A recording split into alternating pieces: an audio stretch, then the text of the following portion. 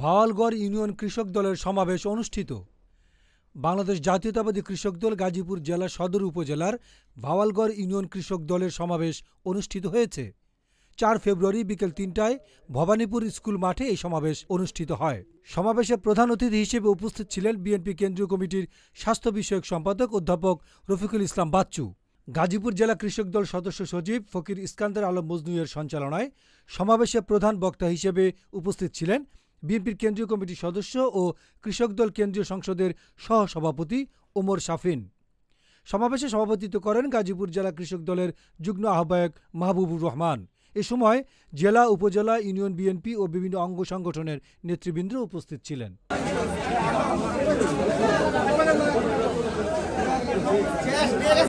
Desk report, গণমানুষের আওয়াজ।